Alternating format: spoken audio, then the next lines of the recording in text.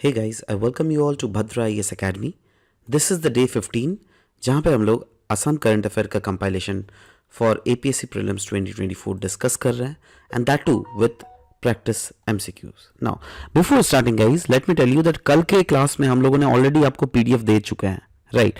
So if you have not downloaded the PDF then please go to the yesterday's class और पिछले class के आप देखो description session as well as comment में भी हम लोगों ने पिन करके रखा हुआ है ये PDF, राइट? तो वहाँ पे आप PDF डाउनलोड कर सकते हो जहाँ पे आपको आसाम करंट अफेयर के कंपाइलेशन और this PDF will be module 1 का PDF. मॉड्यूल 2 का PDF will be given to you after 5 days क्योंकि मॉड्यूल 1 में डे 1 से डे 10 तक का हम लोगों का PDF कंपाइलेशन आप लोगों को दिया हुआ है, ठीक है?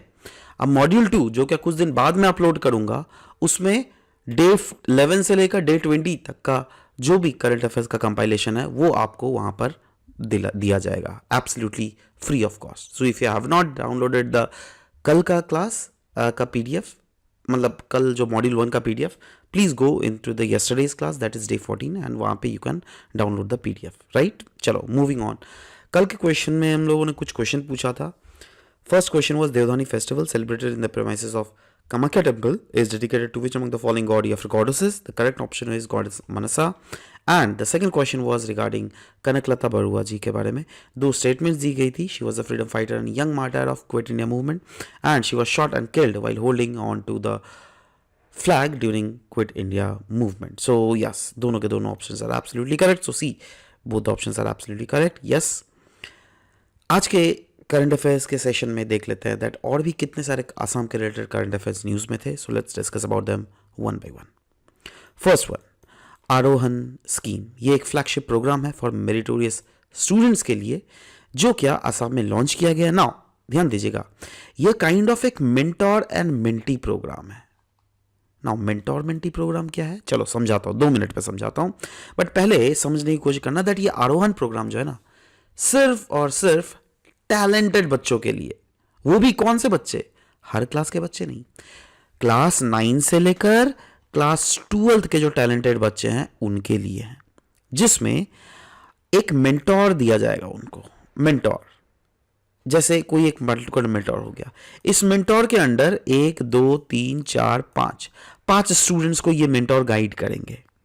कब तक गाइड करेंगे? क्लास 9 10 11 12, दैट इज 4 साल तक के लिए गाइड करेंगे और इनके स्किल्स, इनके डेवलपमेंट को देखेंगे. जैसे सोचो ए बच्चा, राइट? तो पहला वाला जो बच्चा है इसके पास से फॉर एग्जांपल कुछ टेक्नोलॉजी के रिलेटेड बहुत ज़्यादा स्किल्स है, राइट? तो yes, he will be guided regarding technological aspect, right? So basically एक मेंटोर रहेगा, दैट इज एक मेंटोर जो है मेंटी, ये मेंटी रहेंगे, राइट? सो बेसिकली ये जो है वेरियस स्कूल्स में इसका इम्प्लीकेशंस होगा, जिसमें mainly governmental schools, प्रोविंशियलाइज्ड schools, Adarsh Vidyalaya, Kasturba Gandhi Balika Vidyalaya, ये सब कुछ जो है गवर्नमेंट रिलेटेड स्कूल्स है, राइट? तो इनके ही बच्चे जो क्या क्लास 9 से लेकर 12 के हैं वही बच्चे एलिजिबल होंगे. ना ध्यान से रखना, ये 4 साल के लिए होगा, क्लास 9 टू क्लास 12, एंड हर साल अराउंड 4,300 से भी ज़्यादा स्टूडेंट्स को सेलेक्ट किया जाएगा जो कि क्लास 9 से होंगे, राइट? और थ्रू आउट द आसाम, जी हाँ, through out the Assam around 4,300 school से इन बच्चों को सेलेक्ट किया जाएगा, right? So basically eligibility criteria क्या है आरोहन स्कीम के लिए? क्या सभी कोई एलिजिबल है? नहीं नहीं नहीं, सिर्फ students from government schools of Assam will be eligible, जिसमें equal number of boys as well as equal number of girls को सेलेक्ट किया जाएगा. जहां पर स्टूडेंट्स जो है रिमोट एरिया से तो होंगे ही, रूरल एरिया से, और साथ ही साथ पुअर बच्चे जो क्या टैलेंटेड भी हो उनको ज़्यादा प्रेफर किया जाने वाला है इस scheme, that is Arohan scheme के अंडर, राइट? तो दिमाग में ज़रूर से रखिएगा आरोहन स्कीम क्या है. नेक्स्ट हम लोग बात करेंगे मैजिक राइस के बारे में, जिसको GI टैग भी दिया गया है. तो मैजिक राइस के बारे में अगर बात करें तो यस, इसको हम लोग चोकुआ राइस के नाम से भी जानते हैं. ये अनडाउटेडली आसाम के कलिनरी हेरिटेज का एक बहुत बड़ा पार्ट है और ये काफ़ी ज़्यादा यूनिक राइस है, राइट? जो कहा जाता है दैट माइटी अहोम डायनेस्टी के समय से तब के उनके स्टेपल ये राइस में काउंट किए जाते थे. सो बेसिकली यह कल्टीवेट किया जाता है in and around the Brahmaputra area, और इसमें सेमी ग्लूटेनस विंटर राइस है जिसको हम लोग साली राइस भी बोलते हैं।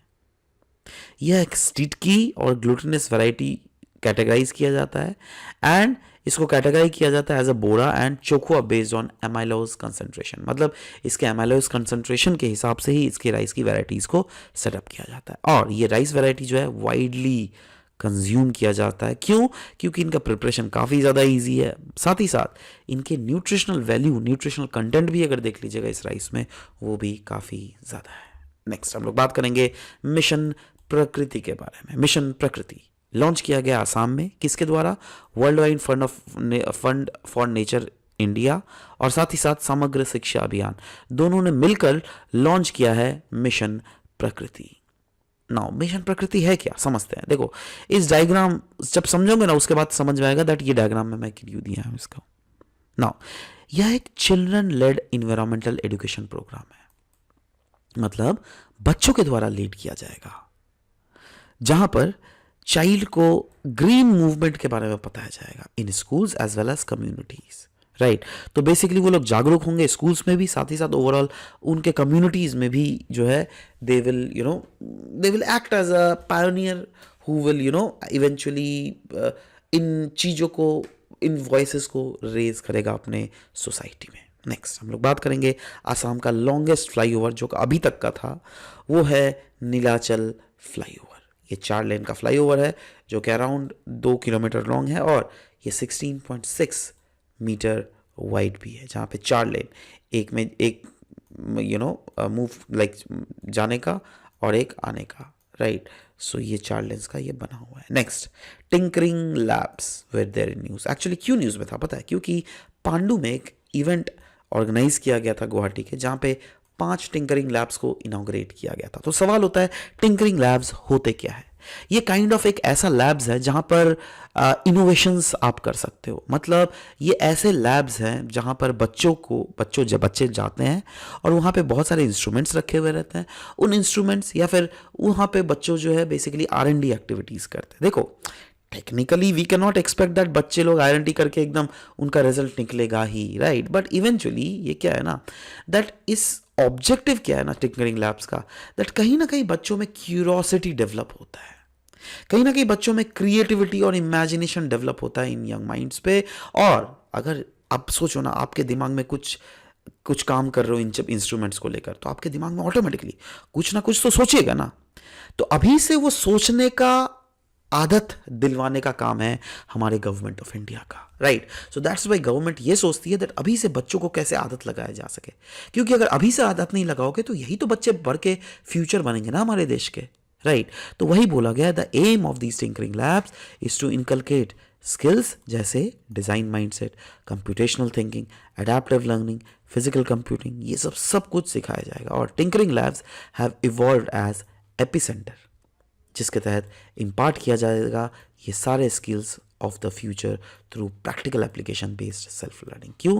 क्योंकि जैसे कि मैंने बोला इन लैब्स पे आप चीज़ों को लेकर एक्सपेरिमेंट कर रहे हो, मतलब इन चीज़ों के बारे में आपको नॉलेज इनकलकेट करोगे, राइट। नेक्स्ट हम लोग बात करेंगे होलंगापार गिबन सेंचुरी के बारे में।